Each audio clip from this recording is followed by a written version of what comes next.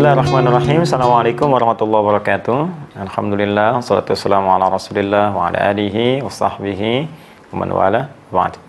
Teman-teman, insyaallah hari ini kita teruskan menjawab pertanyaan-pertanyaan antum. Ustaz, apa perbedaan zakat, infak, dan sedekah? Sedekah itu nama umum bagi setiap amal-amal kebaikan. Amal soleh nama umumnya sedekah. Ya, dalam fikih kullu ma'rufin sedekah, setiap baik-baik yang baik-baik dipraktikkan sedekah. Ya, tidak harus kemudian menggunakan uang melulu, tidak. Bisa dengan misalnya bisa bantuan dengan pakaian, ya, bisa bantuan dengan makanan, ya. Jadi ada yang sifatnya dengan harta.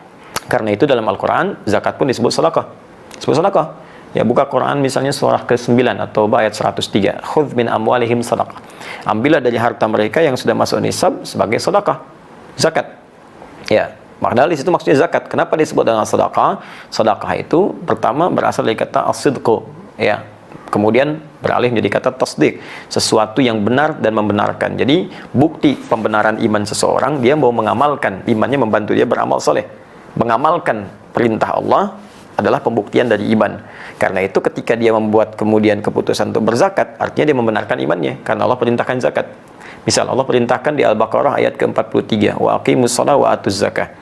Ya, tunaikan sholat, keluarkan zakat. Anda beriman kepada Allah dan Anda buktikan saya keluarkan zakat, berarti Anda membenarkan iman Anda kepada Allah. Anda membenarkan perintah Allah. Ketika Anda membenarkan perintah Allah disebut dengan tasdik namanya. Ya, kebenarannya disebut shadiq, yang terus membenarkan disebut siddiq. Karena itu sahabat Abu Bakar disebut as-siddiq, karena terus membenarkan perintah Allah dan Rasulnya.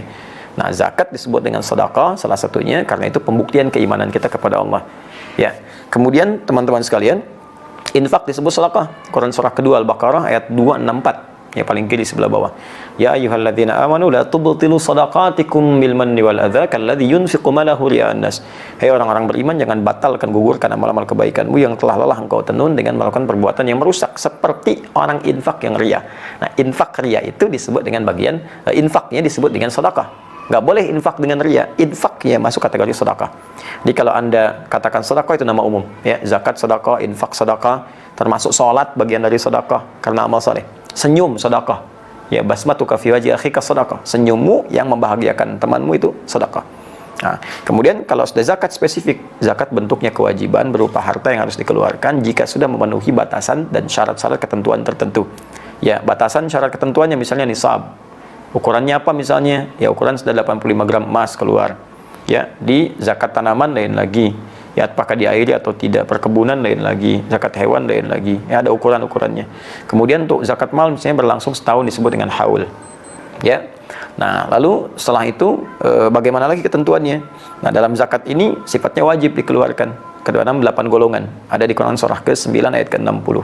Innamas shadaqatu lil fuqara wal masakin wal 'amilina 'alaiha wal mu'allafati qulubuhum wa fil riqab wal gharimin wa fi sabilillah wa bis sabil. 8 golongan. Fakir, miskin, kemudian 'amilin 'alaiha yang fokus mengerjakan zakat sehingga tidak bekerja di tempat lain.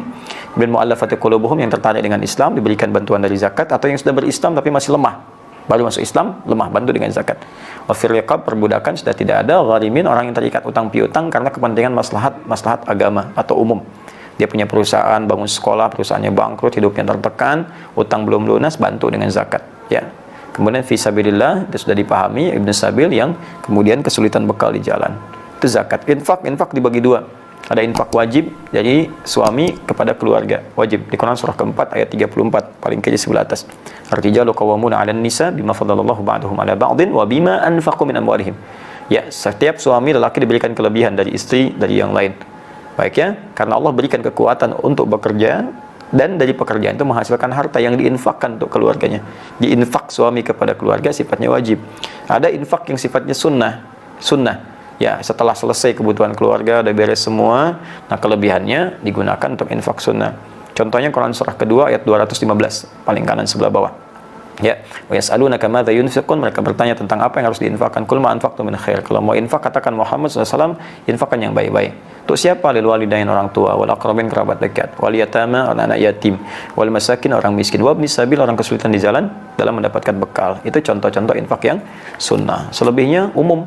Ya, umum infak misalnya untuk infak ke masjid, infak untuk yang sifatnya Anda ingin berikan, ya boleh. Itu ada di Quran surah kedua ayat 261. Kaidah umum dibalasnya langsung 700 kali lipat dengan izin Allah Subhanahu wa taala. Sekira itu, Allah taala alam bissawab. Semoga Allah berikan kemuliaan. Kita berjumpa lagi di sesi yang lain insyaallah. Subhanakallahumma wa bihamdika asyhadu an la ilaha illa anta astaghfiruka wa atubu ilaik. Assalamualaikum warahmatullahi wabarakatuh.